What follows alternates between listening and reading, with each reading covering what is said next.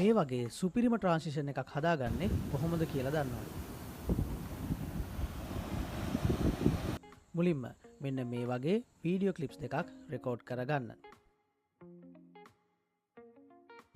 ඊට පස්සේ ඒ video clips දෙක ඉම්පෝර්ට් කරගන්න CapCut එකට.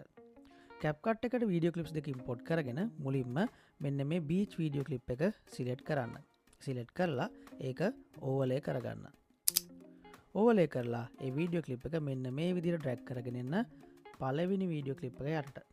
මෙන්න මෙහෙම පළවෙනි වීඩියෝ ක්ලිප් එක යටට දෙවෙනි වීඩියෝ ක්ලිප් එක එහෙම නැත්නම් බීච් වීඩියෝ ක්ලිප් එක ඩ්‍රැග් කරගෙන එන්න ඩ්‍රැග් කරගෙන ඇවිත් මෙන්න මේ වගේ හදාගන්න. මේ විදිහට හදාගෙන සිලෙක්ට් කරන්න බීච් වීඩියෝ ක්ලිප් එක සිලෙක්ට් කරලා යන්න opacity වලට. opacity වලට ගිහින් opacity එක ටිකක් අඩු කරන්න. එතකොට ඔයාලට පේනවා ඇති එකම ෆ්‍රේම් එකේ වීඩියෝ ක්ලිප්ස් දෙක තියෙනවා. ඊට පස්සේ දෙවෙනි වීඩියෝ ක්ලිප් එක සිලෙක්ට් කරලා මෙන්න මේ වගේ පළවෙනි වීඩියෝ ක්ලිප් එකේ කකුල් දෙක තියෙන තැනට මෙන්න මෙහෙම දෙවෙනි වීඩියෝ ක්ලිප් එකේ කකුල් දෙක align කරන්න.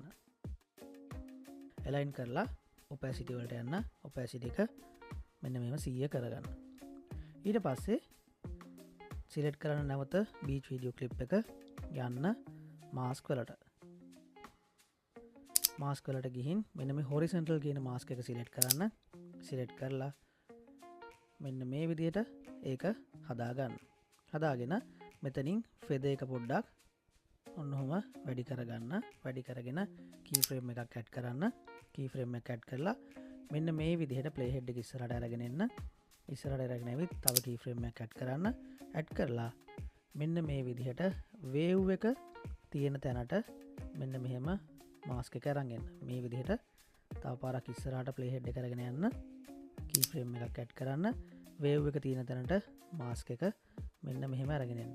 මෙන්න මේ විදිහට අරගෙන ඇවිත් සම්පූර්ණ වීඩියෝ එකම මෙන්න මේ වගේ wave එක එන තැනට mask එක ගෙනihin හදාගන්න. මේ විදිහට හදාගත්තට පස්සේ වීඩියෝ එක එක්ස්පෝර්ට් කරන්න. ඊට පස්සේ වට එන්නේ මෙන්න මේ වගේ අවුට්පුට් එකක්. මේ වගේ වීඩියෝ වලට තවත් අවශ්‍ය නම් need more කියලා කමෙන්ට් එකක් දාන්න අමතක කරන්න එපා.